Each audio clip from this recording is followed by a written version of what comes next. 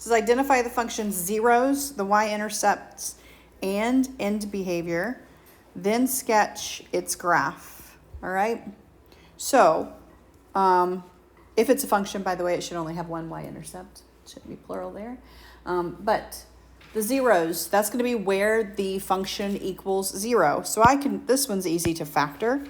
So if I want to figure out where this equals 0, I'm going to factor out an x squared. I'll have x squared minus 4.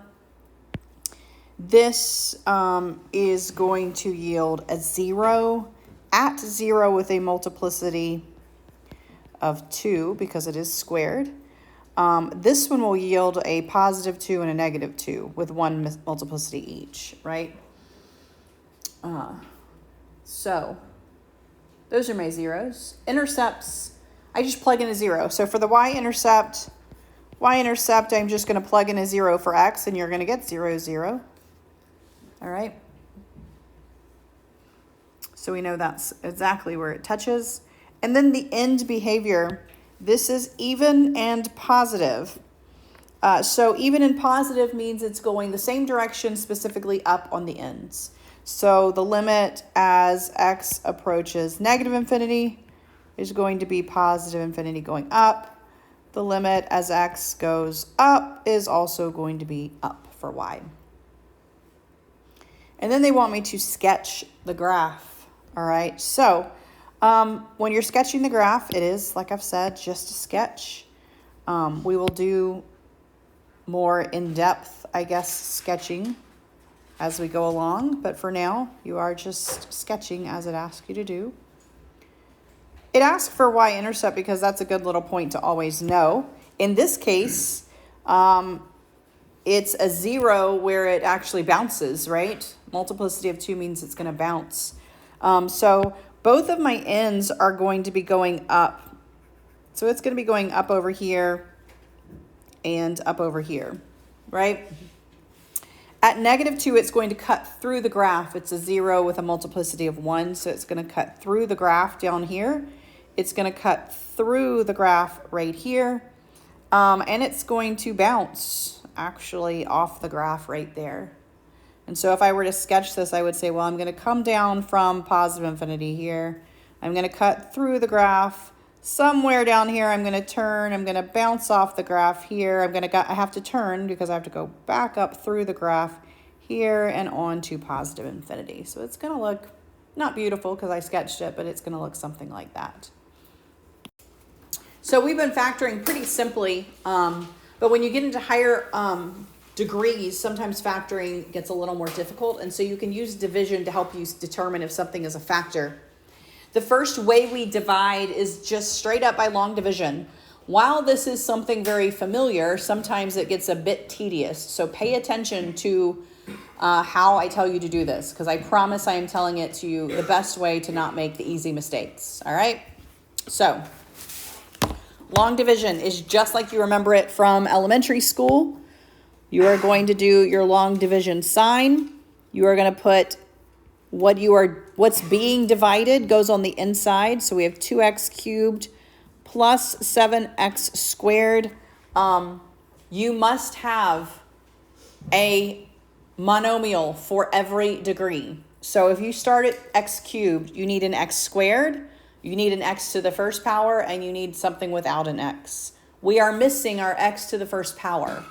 All right, so if you are missing one of your x's, you are just going to put in a 0. So you'll notice I went from 3 to 2, and then I jumped to not having one at all. I have to put a placeholder there, and then I am going to put my minus 15.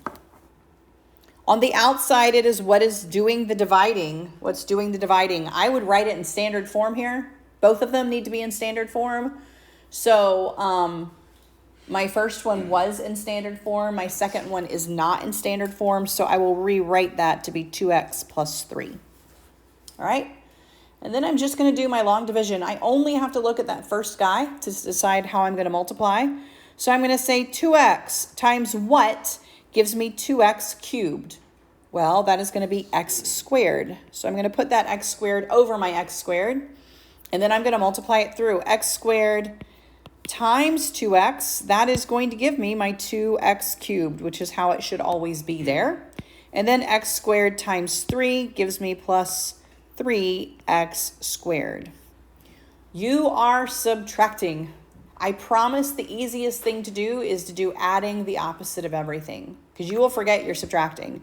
So I always do adding the opposite of both of those, just because you will this is where you'll mess up, is right here in the subtraction. So you have a positive 2 and a negative 2x cubed. Those cancel.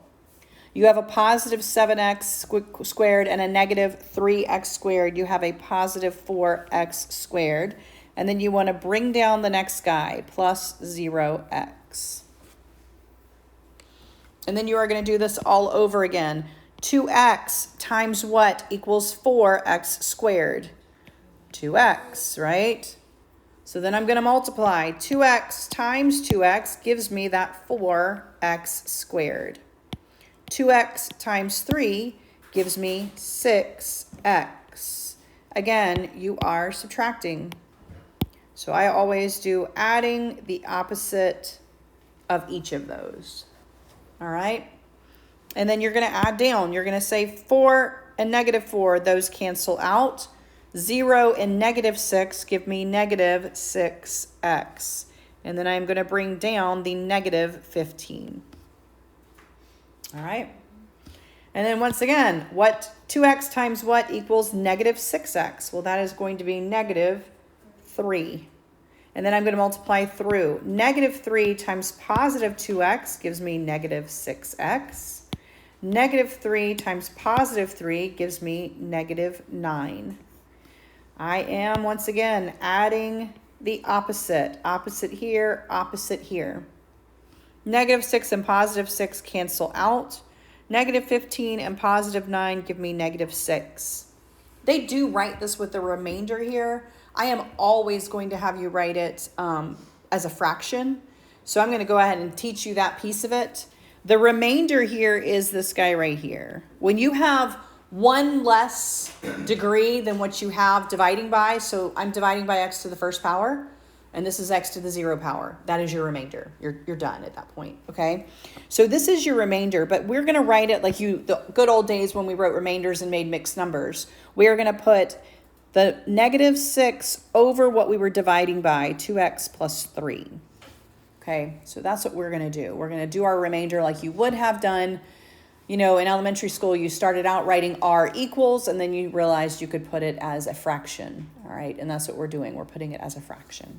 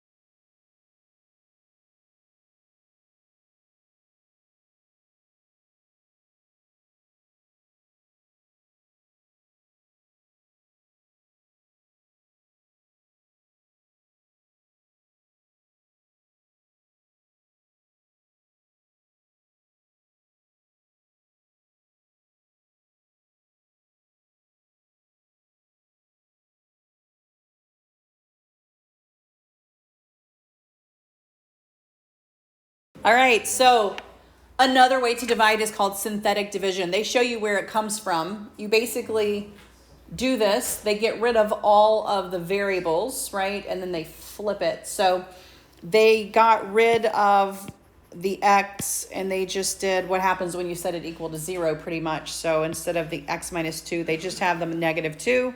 Instead of the x squared, the x's, right? They just get rid of all the variables. 3, negative 8, 0, 14.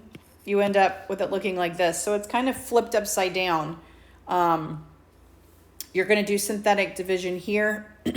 You'll notice they took the negative out, because it's really what happens when you set this guy equal to 0. So if I am dividing by x minus 2, what makes that 0 is a positive 2. And so that's with synthetic division, that's what I'm going to use there. Your sign will change, okay? The line up here, those are your coefficients. You'll notice they also had a placeholder here because we did not have an x to the first power. To do synthetic division, you add down and multiply up. So you start with this guy. 3 plus nothing is 3. Then I'm going to multiply up. 2 times 3 is 6. Then I'm going to add down. Negative 8 and 6 are negative 2. Then I'm going to multiply up. 2 and negative 2 are negative 4. 0 and negative 4, negative 4. 2 and negative 4, negative 8. And a 6. To make this into your answer, you throw your variables back in. I started with an x cubed. This would become then a 3, and I drop it by 1, x squared. So I always drop this guy by 1, minus, and then I just go down, 2, x to the first power, minus 4, no x's. This last guy is always my remainder. Right, that is my remainder. And so synthetic division kind of flips your long division upside down, and I personally like it better, but that's just me. All right, so we're going to do one with synthetic division. Let's look at example 2. Use synthetic division to divide 2x to the 5th minus 3x cubed plus 7x squared plus 3x plus 18 by x equals 2. I will say this is usually easier when there is no leading coefficient. Because if there's a leading coefficient, you have to do all this with a fraction, which some people still prefer, which is perfectly fine. And if there's a common factor, you actually have to divide everything by that common factor except your remainder. So it's a little crazy. But you're going to set it up just like this. You are going to say, well, I'm going to use my coefficients. I have 2x to the 5th, so I'm going to put a 2 there. Negative 3x to the 3rd. I have a problem. I went from x to the 5th to x to the 3rd. Where is my x to the 4th? It's not there, so I'm going to put a 0 in its place. Now I'm going to say negative 3x cubed. 7x squared, 3x, and 18, which, by the way, you have to have a placeholder for that 18 if there was not an x to the 0 position as well, if you don't have a constant. Now, I am dividing by x plus 2. So what's going to go on the outside? Well, whatever makes that 0, okay? Whatever makes that 0. So what makes x plus 2 0? Well, that is x equals negative 2. So I'm actually going to do this process with a negative 2. All right, and then I'm just going to go down. 2 plus nothing is 2. Then I'm going to multiply up. Negative 2 times positive 2 gives me negative 4. Then I'm going to add down. 0 and negative 4 give me negative 4. Multiply up.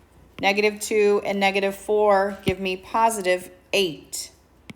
Add down. Negative 3 and 8 give me 5.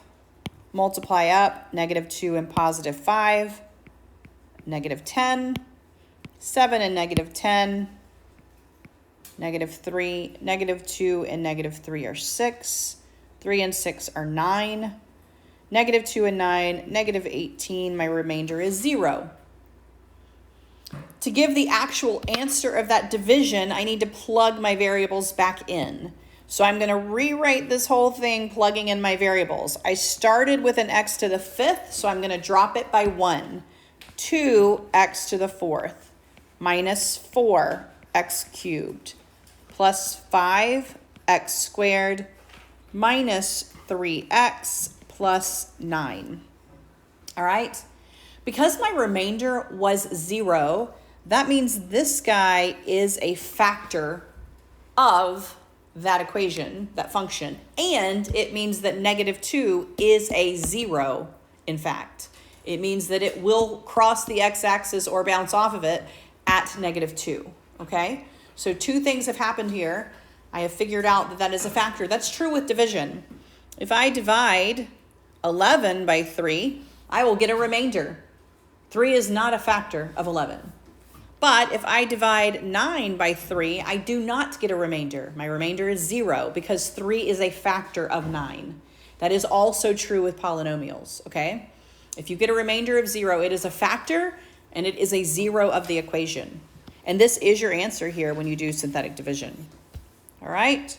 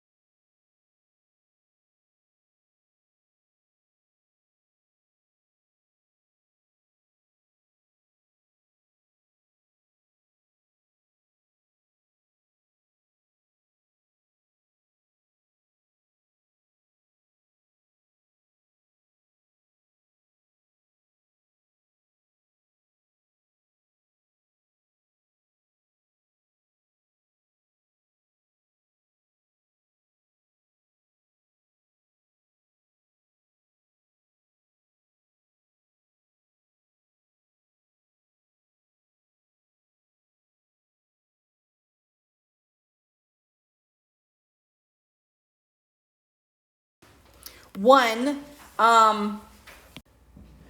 one is that you can use synthetic division to figure out if it is a factor.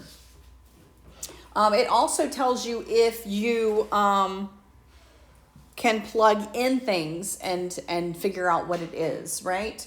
And so your remainder represents what happens when you plug it in, which is why if you have a 0, then that's a 0 of the function, because if you plug it in, you get a 0. And so this is one of your remainder theorems, is that if a polynomial is divided by a binomial, the remainder is what happens if you were to just plug the guy in. All right, it's called synthetic substitution. Finding the remainder with the remainder theorem. All right, so synthetic substitution. If I want to figure out what happens if I were to evaluate them at these numbers, I can do this two ways. Evaluate, I could just plug those in, good old-fashioned plug it in and figure out what it is. And so I could plug in a -4 cubed and do something like that. Or you can do synthetic division, and your remainder is the same thing. So if I were to do synthetic division here, I would say x cubed, that's a 1, x squared, that's a 5, I'm missing an x, that's a 0, -4. All right? And I am going to do it by -4. Now, when it's synthetic substitution, you don't change the sign. They've actually handed you what they want you to plug in. You don't flip the sign when they do it like this. You only flip the sign when they give you a binomial, x minus something, x plus something. So now I'm going to do synthetic division with this guy. Add down, right? Multiply up, -4 times 1. Add down, -4 times 1. Add down, -4 times -4. -4 and 16 is 12, all right? This is my remainder. What does that tell me? That tells me what this would equal. -4 cubed, that's -64. -4 squared is 16 times 5 is what? Hopefully 80. You'll get me at the worst time here. So I have -64 plus 80 minus 4. My answer here is going to be 12. All right? That will always work. If you want to figure out what happens when you plug it in, you could use synthetic division. Synthetic division, this is what happens if you plug it in. So my remainder told me that if I were to plug in a -4, I would get 12. So if they wanted me to do that for all of these, I could just do the next row. And I could do it with a -3, a -2, a -1, and every remainder would be what happens when you plug it in. All right? Make sense? All right, try one. I don't want you to do all of these because we don't have time for that. Just do P of 2. Just do it with 2. I mean, obviously for something this small, you could plug it in, but I want you to use synthetic division to do it. So when you're using synthetic substitution, your answer is just your remainder. It is not asking you for the division of it. It's asking you what happens when it plugs in.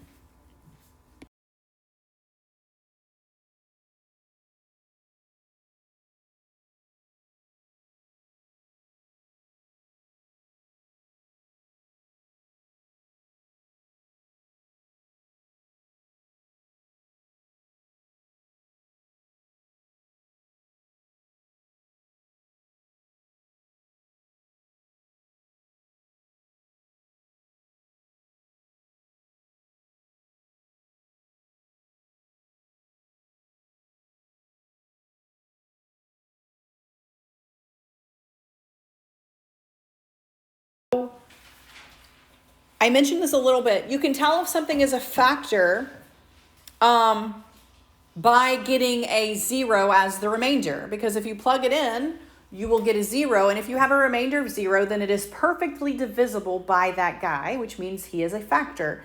And so then you can use that to help you factor the equation. All right. So they are telling me, here is your function, and I am going to give you 1, 0, which means you have a factor.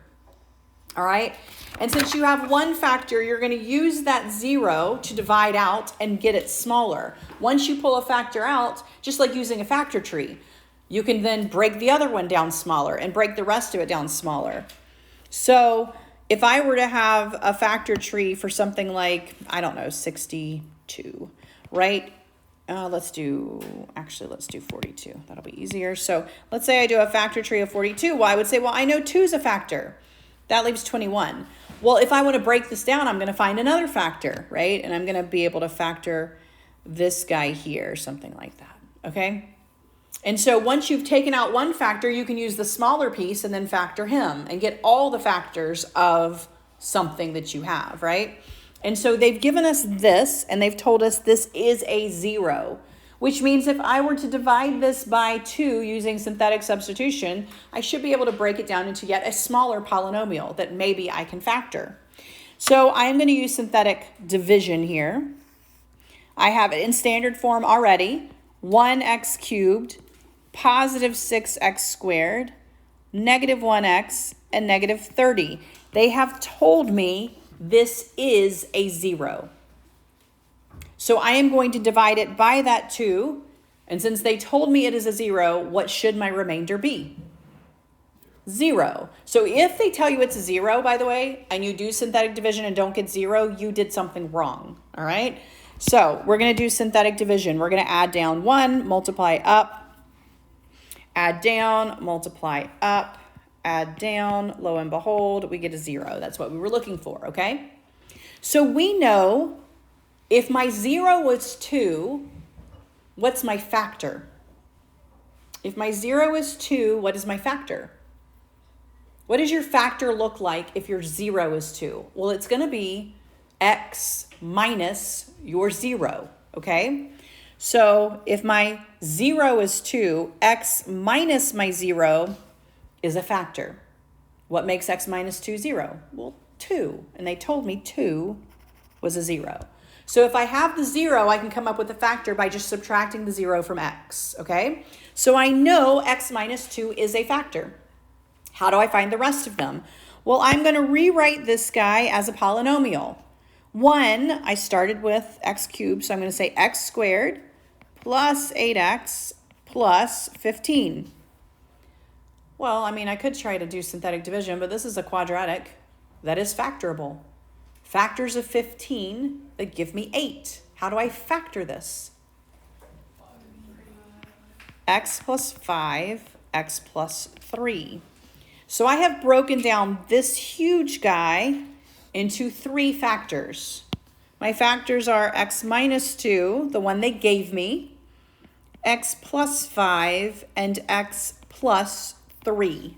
If I were to FOIL all of that out, I should get the guy I started with. Okay, if I were to distribute twice here, right, I should get the original function that I started out with. So those are my factors. I also know my zeros, right? So this is my factors. These are my factors here, okay? My zeros then would be what makes each one of these guys 0. They gave me 1. That's the 2. What's my next one? What makes this 0? Negative 5. What makes this 0? Negative 3. All right, so your factors will always be x minus the 0, okay?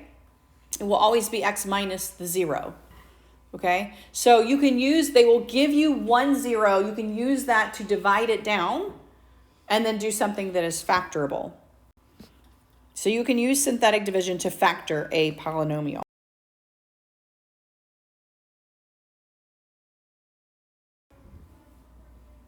So when you are given the zeros, you need to set up binomials x minus whatever it is, x minus a negative 1, x minus 5/4, x minus 3, but list it twice. If you have this fraction, multiply both by the denominator, 4x minus 5. At this point, you are literally just foiling. Distribute it through. Distribute it through. Once you get 2 of these, then distribute all 3 of them through. Once you get here, you are just combining like terms. Okay, just combining like terms. So you can tell at the end, at least if you got your degree correctly, by how many zeros they originally gave you. 3 zeros here, your degree for your final should be 3.